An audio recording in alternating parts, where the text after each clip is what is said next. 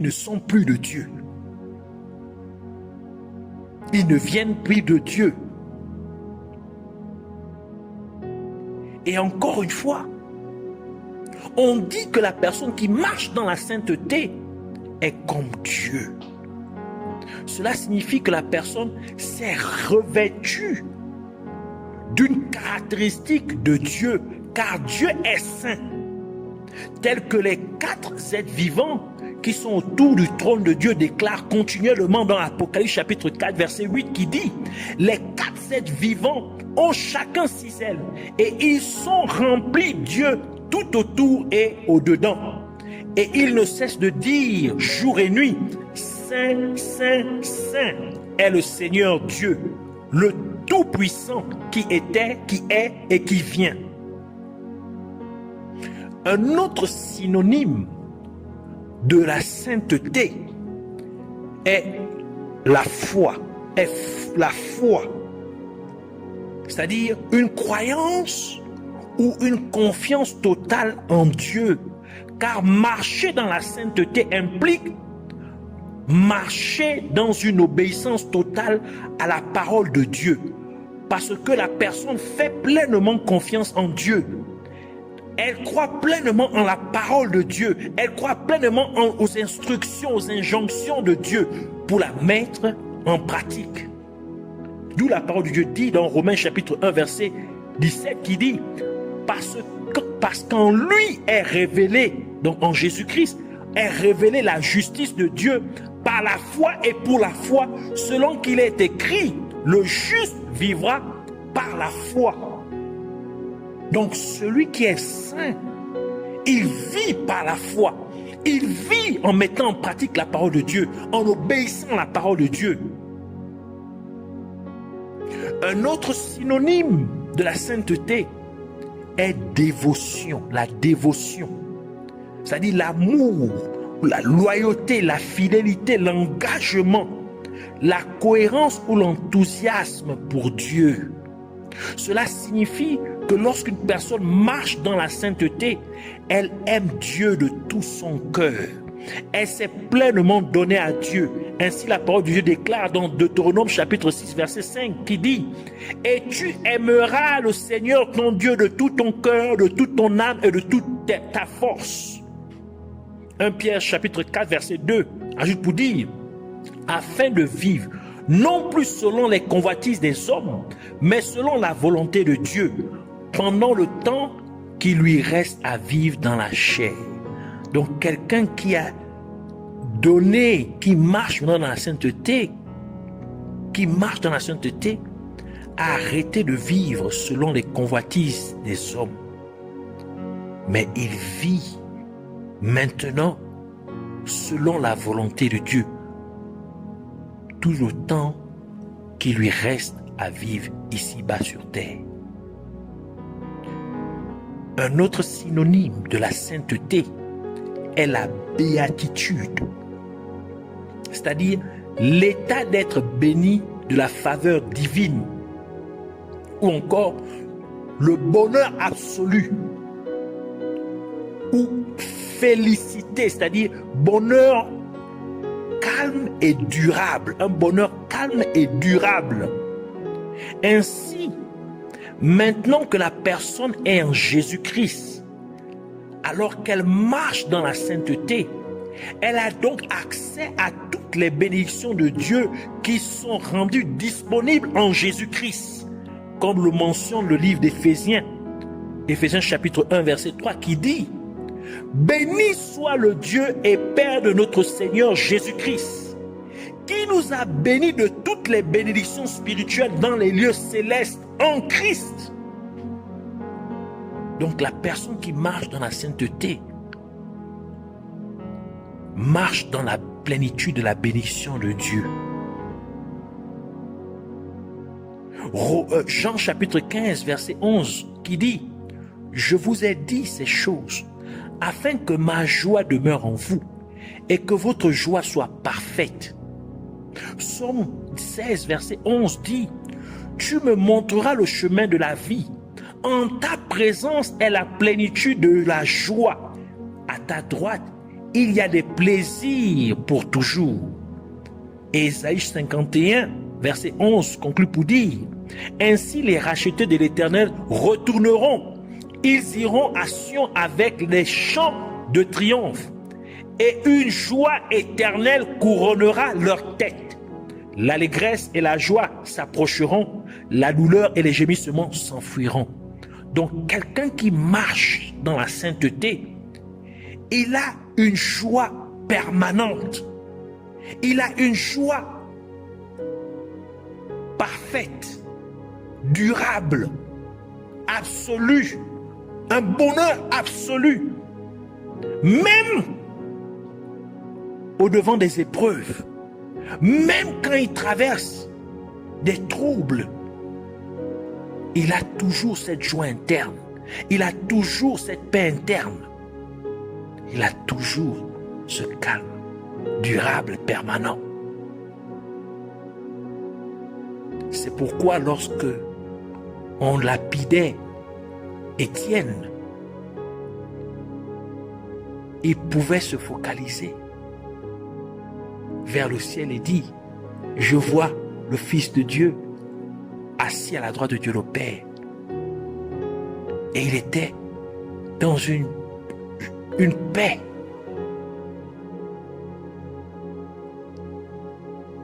éternelle que personne, que les coups de pierre ne pouvaient ôter. Un autre synonyme de la sainteté est la bonté, c'est-à-dire la qualité d'être bon.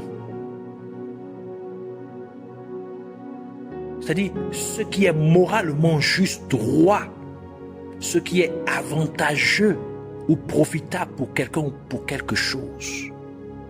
Ainsi, lorsque quelqu'un marche dans la sainteté, il est maintenant dans un état approprié.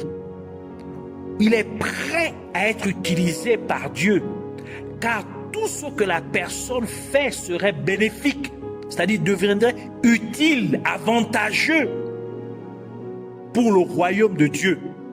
C'est pourquoi l'apôtre Paul dit dans 2 Timothée chapitre 2 verset 21 qui dit: si donc quelqu'un se purifie de ces choses, il sera un vase d'honneur, sanctifié et destiné à l'usage du maître, préparé à toute bonne œuvre. Donc quelqu'un qui marche dans la sainteté est utile à Dieu. Il est prêt à être utilisé. Il est profitable pour le royaume de Dieu.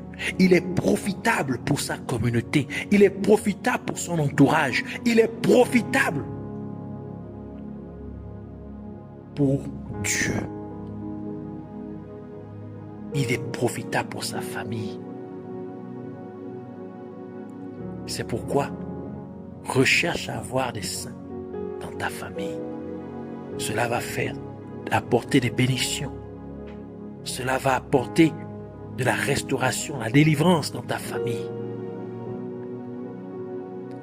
Un autre synonyme de la sainteté est la perfection. C'est-à-dire l'état ou la qualité d'être parfait. C'est-à-dire une chose exemple de défaut ou une chose qui est rendue aussi bien que possible. Cela signifie que lorsqu'une personne marche dans la sainteté, elle est perfectionnée. On la rend libre de toute faute, de tout défaut. Et c'est ce que Jésus-Christ a fait pour une telle personne, comme le dit le livre d'Hébreux, Hébreux chapitre 10, verset 14, qui dit: car par une seule offrande, il a perfectionné à jamais ceux qui sont sanctifiés. La perfection est aussi l'action, le processus d'amélioration de quelque chose jusqu'à ce qu'elle soit irréprochable. Et c'est ce que le sang de Jésus-Christ fait à la personne qui marche dans la sainteté. Car comme la personne continue de marcher dans la lumière de Dieu, qui est la parole de Dieu, ainsi le sang de Jésus-Christ continue de purifier cette personne de tout péché. 1 Jean chapitre 1 verset 7 dit, mais si nous marchons dans la lumière, comme il est dans la lumière, nous sommes mutuellement en communion. Et le sang de Jésus-Christ, son Fils, nous purifie de tout péché.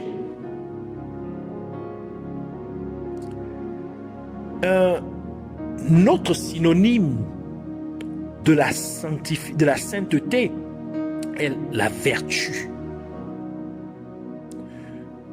C'est-à-dire un comportement montrant des normes morales élevées.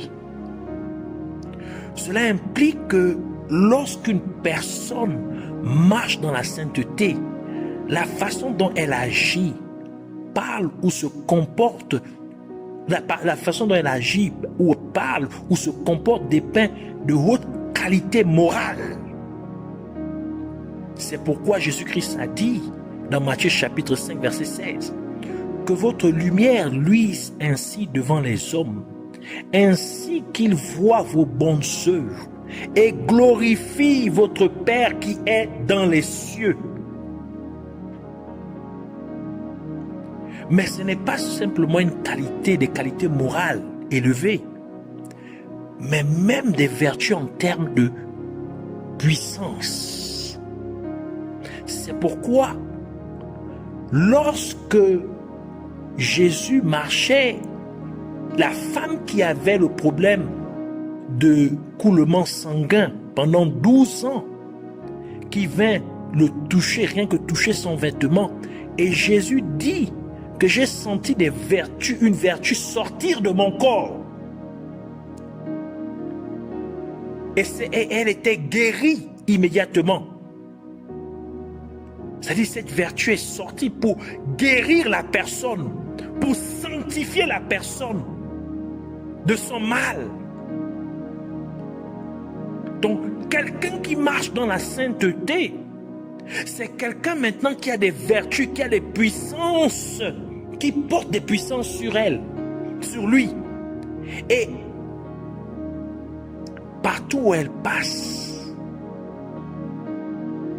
ces puissances anéantissent là où il y a le mal, là où il y a des défauts. Ces puissances sanctifient ce qui vient à son toucher. C'est pourquoi la femme qui avait le problème d'écoulement de sang pendant 12 ans fut guérie. C'est pourquoi tu dois aussi marcher dans la sainteté. Tu dois être quelqu'un qui porte des vertus. Tu dois être quelqu'un qui porte la puissance de Dieu.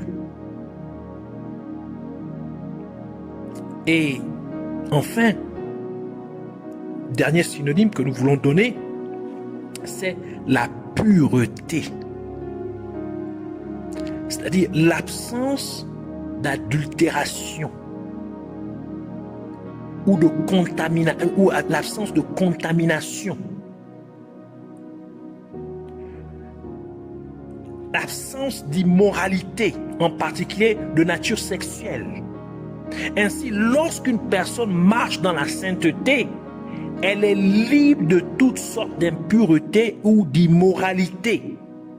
C'est pourquoi la parole de Dieu dit dans Éphésiens chapitre 5 verset 3 que l'impudicité, qu'aucune espèce d'impureté et que la cupidité ne soit pas même nommée parmi vous, ainsi qu'il convient à des saints.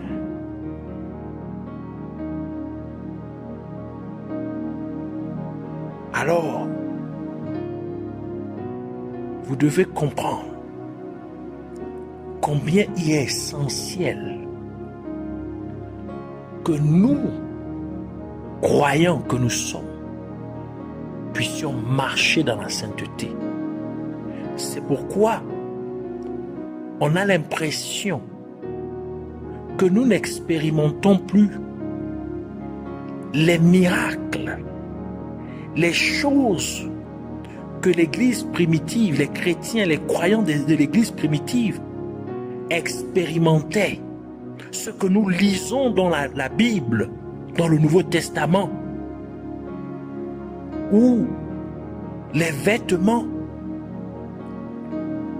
au l'ombre de Pierre, de l'apôtre Pierre, guérissaient les malades, où les mouchoirs que Paul touchait guérissaient les malades.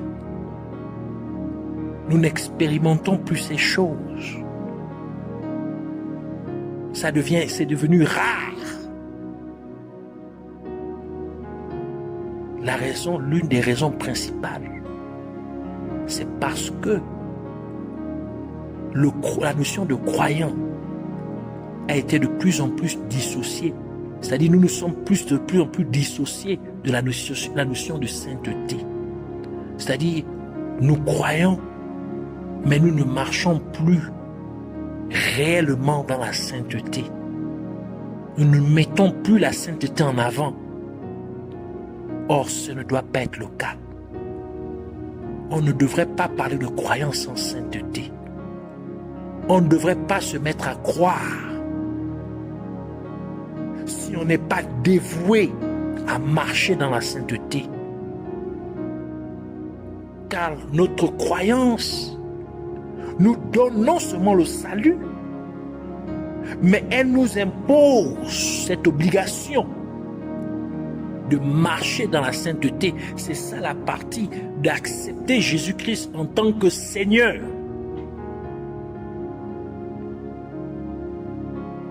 C'est pourquoi Dieu veut ramener ce degré de manifestation de sa puissance par ce vase qu'est le croyant. Et pour que cela soit, il a besoin que le croyant puisse maintenant reprendre ce vêtement qui est essentiel, qui est l'une des caractéristiques essentielles de Dieu, qu'est la sainteté, afin que nous puissions voir la main de Dieu maintenant se manifester sur l'humanité. Alors, Dieu met les bases, les fondements de ces nouvelles séries d'enseignements en nous rappelant ce qui est important, ce qui est essentiel dans notre marche de la foi, la sainteté. Car Dieu veut faire de grandes choses au travers de chacun de nous. Et il a besoin que nous puissions nous revêtir de cet habit qu'est la sainteté. Ainsi, nous voulons prier. Alors, joins-toi à moi en priant. Prie cette prière au nom de Jésus-Christ. Merci, Père Céleste, pour ta parole que tu m'as donnée. Je te prie humblement de laisser cette parole suivre son cours dans ma vie au nom de Jésus-Christ. Je reconnais que Jésus-Christ est venu sur terre par la conception miraculeuse de Marie qui était encore vierge, au travers de l'intervention divine du Saint-Esprit. Je reconnais que Jésus-Christ était sans péché et fut crucifié sur la croix du calvaire pour mes péchés, et que Dieu le Père l'a ressuscité des morts le 3e jour pour ma justification. Je reconnais que Jésus-Christ est le Messie, le Fils du Dieu vivant. Il est la parole de Dieu manifestée sous forme humaine sur terre. Je reconnais tous mes péchés. Et je te prie, Père Céleste, de me pardonner tous mes péchés et de me laver par le sang de Jésus-Christ, me purifiant complètement au nom de Jésus-Christ. Je t'accepte donc, Jésus-Christ, dans ma vie, comme Sauveur et Seigneur. Oui, je t'accepte comme Sauveur, car j'accepte ton sacrifice que tu as accompli sur la croix de Calvaire dans ma vie. Et je t'accepte comme Seigneur, comme mon Seigneur, car je prends la décision ferme et sincère de vivre ma vie, de mener ma vie en totale soumission à la parole de Dieu, car tu es la parole de Dieu vivante. Je comprends qu'en tant qu'enfant de Dieu, je ne peux pas me dissocier en tant que croyant, je ne peux pas me dissocier du concept de la sainteté. Je m'engage donc pleinement à vivre, à mener une vie de sainteté. Je te prie, Père Céleste, de m'aider par ton Esprit Saint à l'accomplir. Au nom de Jésus-Christ, je te remercie, Père Céleste, de m'avoir entendu, de m'avoir répondu. En conséquence, à toi seul appartient toute la gloire, l'honneur au siècle des siècles. C'est au nom de Jésus-Christ que j'ai prié. Merci encore, Père, au Dieu Tout-Puissant. Nous venons briser, Seigneur, tous les liens, toutes les chaînes qui empêchent tes enfants de marcher dans la sainteté, de se revêtir de la sainteté. Au nom de Jésus-Christ. Tu as dit, tu envoies ta parole, et ta parole guérit, et ta parole délivra. Laisse qu'il en soit ainsi, maintenant, au nom de Jésus-Christ. Que la sainteté, Seigneur, soit notre partage, soit notre habit de chaque instant. Au nom de Jésus-Christ. Au nom de Jésus-Christ. Nous avons ainsi prié. Amen.